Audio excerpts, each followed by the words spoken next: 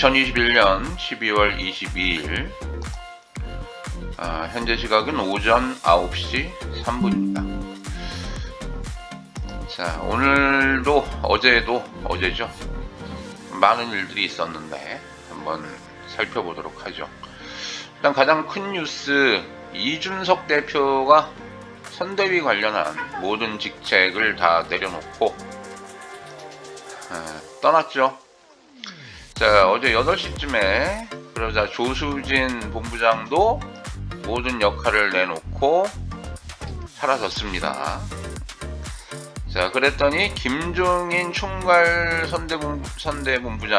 선대위원장이 쭉 치고 올라왔어요. 자, 윤석열 후보와 얘기를 해서 전권을 본인에게 달라. 그래서 이 거대한 비대해진 이 조직을 좀 개혁을 하겠다. 그래서 이끌어 가겠다. 이렇게 얘기를 한 것 같습니다. 팩트는 그런데 개판이죠. 개판입니다. 그래서 여기 이제 동시 사퇴 파장 3대 난맥상이 터졌다. 자, 이걸 어떻게 이해를 해야 될까요? 자, 하나 시나리오를 그려보죠. 이준석 대표랑 김종인 위원장이 어떤 모종의 이야기를 했을 수 있습니다. 그러니까 이준석 대표 입장에서는 계속해서 윤핵관이라고 불리는 윤석열 후보의 측근이라고 불리는 세력들, 이분들이 권력을 쥐고 지금 흔들고 있다. 그래서 본인이 자리가 없다 하는 부분들, 그런 부분들에 대해서 이제 초강수를 던진 거죠. 초강수를 던졌는데, 김종인 위원장과 어느 정도 합의가 돼 있는 부분일 수도 있겠어요. 제 생각에는 안 그럴 수도 있는데, 그래서 이제 김종인 위원장이 그간에 제대로 앞에 나서서 지휘를 하질 못했잖아요. 그런 부분들을 해소하기 위한 극단적인 처방, 어떤 작전일 수도 있겠다. 이건 어디까지나 그냥 제 생각입니다. 자, 문제는요, 이 근본적으로 지금 김건희 씨와 관련된 문제를 어떻게 대처하는가에 관해서 이게 대처가 잘 안 되니까 내홍이 불거졌다라고 또 볼 수 있거든요. 윤석열 후보가 이제 앞으로 어떻게 갈 건지, 그러니까 김종인 위원장 체제로 단일 일원화해서 일사불란하게 이제 선거를 치러 나갈 건지, 아니면 제가 봤을 땐 윤석열 후보는 좀 생각이 다르거든요. 김종인 위원장과 좀 대립 구도가 나타나게 되면 국민의힘당이 이번 대선은 폭망이다. 좀 두서없이 말씀드렸습니다만 어쨌든 좀 복잡해요. 이 내용 자체가 정치를 하고 계신 거죠. 당 내에서 서로 정치를 하고 있는데 며칠 안 걸릴 것 같습니다. 또 먼 일이 벌어질 거라고 생각이 들어요. 잘 되든 안 되든 간에 말이죠. 그래도 그런 얘기 나오죠. 김종인 위원장이 신재영이 발표 후에 알았다. 그죠? 그러니까 김종인 위원장은 불만이 많았던 거예요. 그래서 이준석 대표의 사퇴를 이용하여, 극단적인 어떤 이런 대립을 이용하여 뭔가 선대위를 본인 중심으로 꾸려가기 위한 그런 어떤 작전도 있을 수 있지 않느냐. 그죠? 기동헬기를 띄운다. 그러니까 선대위 체제를 좀 이렇게 바꾸겠다, 이런 얘기를 바로 치고 나오잖아요. 그런데 지금 겉으로는 윤석열 후보는 김종인에게 이름을 했다라고 하지만, 그죠? 요 문제는 앞으로 과연, 왜냐하면 윤석열 부인 김건희 씨에 관한 문제를 김종인 위원장도 어떻게 할 수가 없어요. 그건 후보자, 배우자의 문제이기 때문에 후보자가 그것을 또 배우자가 해결을 해주지 않으면 글쎄요, 근본적인 문제가 해결이 될 수가 없기 때문에 앞으로 국민의힘당 한번 지켜봐야겠습니다. 자, 그런 내용들. 그리고 지금 그 국민의힘당 얘기가 굉장히 시끌시끌한 가운데서 민주당에서는 하나씩 김건희 씨 의혹 계속해서, 어제도 하나 조종환 의원이 뭐 미술대전, 대한민국 미술대전 관련한 의혹을 제기를 했었습니다. 계속 나오겠죠. 근데 계속 나오는데 이 해결이, 어제 그리고 나서 그 의혹 제기에 대한 대응이 국민의힘당에서 안 나왔어요. 저 어디를 봐도 안 나옵니다. 지금 참 국민의힘당이 힘든 그런 상황이다. 야, 조중동도 이렇게 얘기할 정도 같으면요, 국민 안 두렵나, 한심하다, 막장이다. 그래요. 자, 재밌습니다. 지켜보는 저 입장에서는 재밌는데 또 지켜보자고요. 경제뉴스 가보죠. 소상공인 방역지원금 100만원을요 27일부터 지급 개시하는데, 그 18일부터였나요? 영업 제한된 업종부터 지급을 한다라고 합니다. 저는 이제 해당 사항이 없네요. 그 나머지 저 같은 사람들은, 영업시간 제한 대상이 아닌 분들은 1월 초에 지급할 예정이라고 하고요.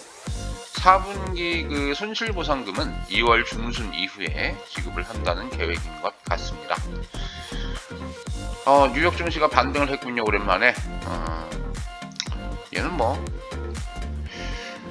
그래요, 올라갔던 게 그 연말 연초엔 좀 오르지 않겠습니까? 코인도 조금 반등을 시도하는 것 같고요. 여기 나와 있네요. 6천만원대 재진입을 했는데,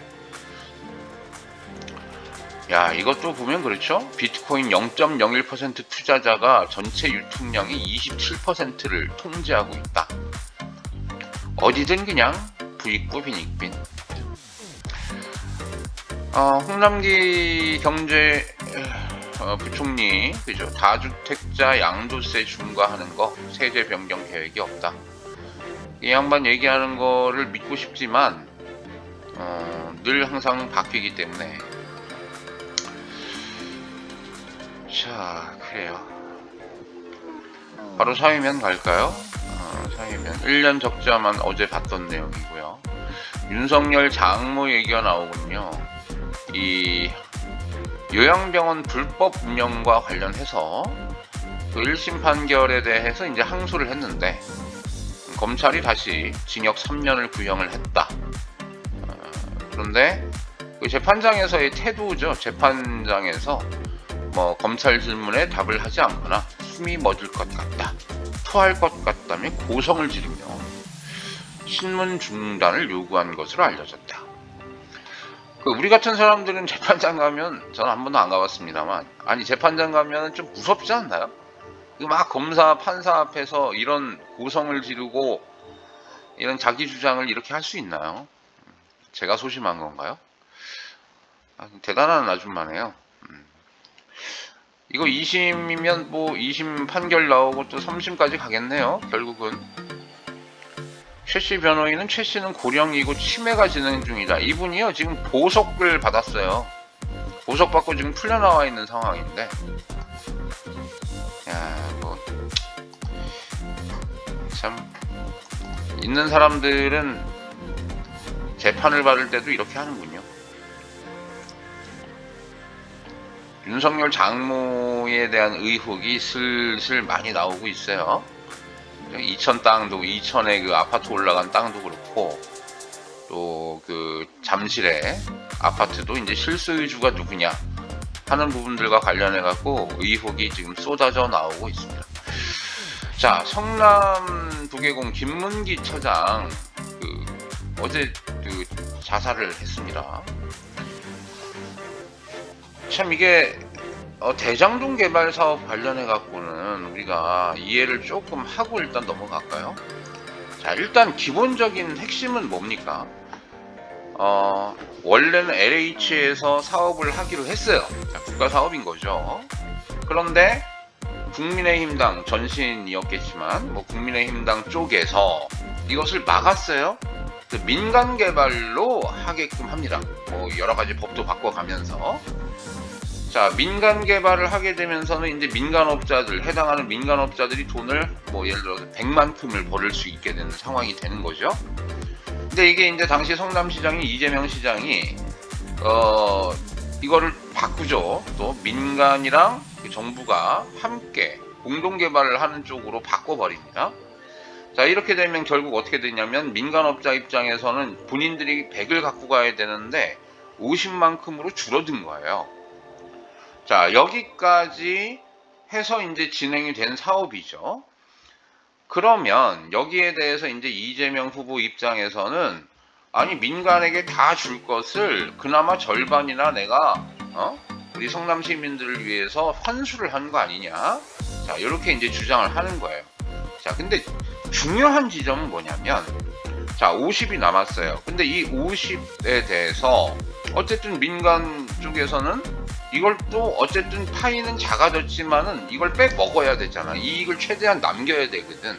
그럼 이 이익을 남기는 데 있어서 우리 뭐 공무원 이제 시가 관여가 돼 있으니까 그 과정에서 이제 이 시에서 전혀 비리가 없이 잘 진행이 된 것 같진 않아요. 제가 봤을 때는 이분들 막 자살하고 하는 거 보면 뭔가 진행 과정에서 비리가 조금 있었던 것 같은데 그 비리를 사주를 그 민간업체 쪽에서 화천대유라고 하는 뭐 그런 쪽에서 그 이익을 사주를 했을 수 있습니다. 공무원의 비리를 사주를 했을 수 있겠죠. 그래서 이 공무원들이 걔네들이랑 손을 잡고 걔네들의 이익을 만들어주는 그런 어떤 비리가 있었을 수 있다는 거예요. 그게 지금 수사가 들어가고 있는 상황인 거잖아요.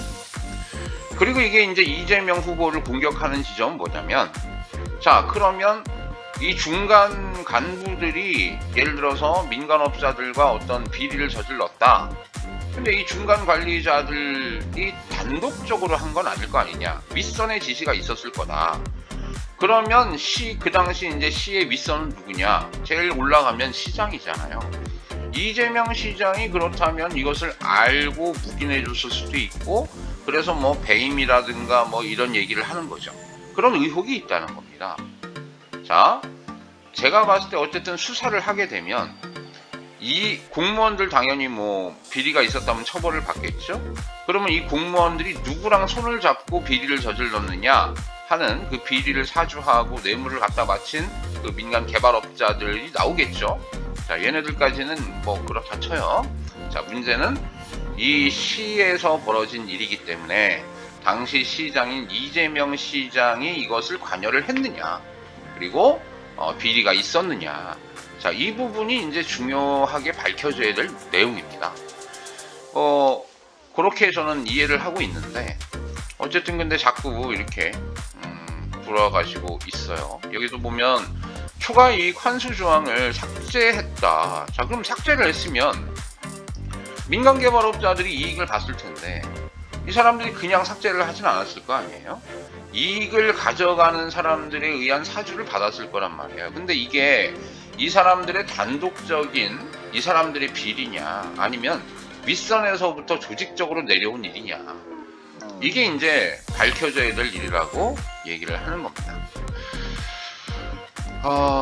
이것도 대선에 영향이 있겠죠. 어제 민주당에서는 어떤 그 입장 표명이라든가 전혀 그런 게 없었던 것 같아요. 이 유한기 씨 이어서 김문기 씨까지 지금 자살을 했는데 수사도 미궁에 빠질 가능성이 있고, 그래서 이분들이 돌아가신 데에 있어서의 핵심이 그 보이지 않는 민간 개발업자 그쪽에 어떤 보이지 않는 힘 때문이냐. 왜냐하면 걔네들도 처벌을 받아야 되니까, 이게 밝혀지면. 아니면은 그 당시 성남시장과 관련된 이재명 시장에 대한, 지금 이재명 후보에 대한 그러한 어떤 압박감, 이런 것들이 자살로 내몰게 된 거냐. 이 부분이 상당히 저는 궁금합니다. 그러니까 이분들이 누구의 압박을 받아서, 어느 쪽의 압박이 커서 지금 이렇게 목숨까지 내놓는 상황이 됐느냐, 우리가 그거를 좀 살펴봐야 될 필요가 있을 것 같아요.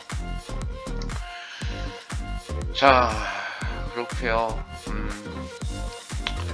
뭐 요런 얘기 하다 보니까 좀 시간이 길어졌네요. 다른 내용은 뭐 내일 또 보면 되겠죠. 이 네이버 뉴스도 계속 이어지더라고요. 보죠. 생활문화면 보세요. 뭐 설광화 논란 계속되고 있고 거기에 대해서 뭐 이래저래 얘기하시는 분들이 있고 그 지금 소상공인들 관련해 갖고요. 그 영화도 영화업계도 극장이 시간 제한이 지금 되고 있죠. 영업 제한에 대해서 영화업계가 반발을 하면서 오늘 아마 시위를 하는 것 같습니다. 영화관 같은 경우에는 영화를 보니까 뭐 서로 얘기할 일은 없고 마스크를 다 쓰고 하면 어떤가요 이거? 자, 뭐예요 이거? 기아 카렌스 등 32,639대가 리콜이 됐다. 뭐 리콜하는 차들이 이렇게 있군요.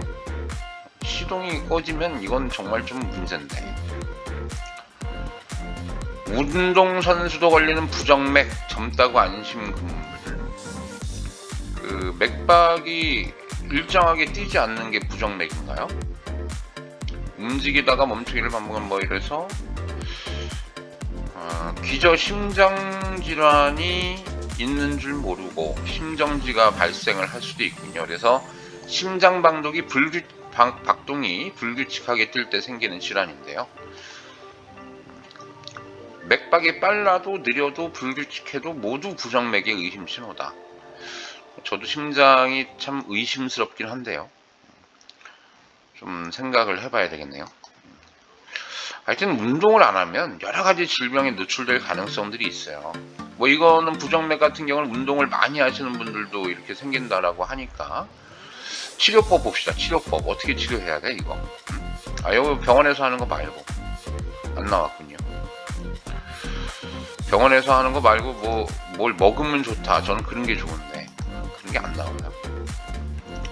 나중에 한번 찾아볼게요. 알게 되면 말씀드리겠습니다. 자, 세계 뉴스로 바로 가겠습니다. 오늘 마지막. 아스트라제네카 얀센 백신은 오미크론을 못 막는다. 그래서 제가 화이자를 맞았잖아요. 그 얀센 맞고 그 화이자를 맞았으면은 이제 되는 거 아닌가? 노바백스 얘기 어제도 봤는데요. 내년 초에 우리나라에 공급 가능성이 있답니다. 지금 들어보니까 우리 11세 이하 지금 초등학생들 7살까지 아직 백신을 안 맞고 있는데요. 우리나라에 아직 그 아이들 대상으로 허가된 그 백신이 없답니다.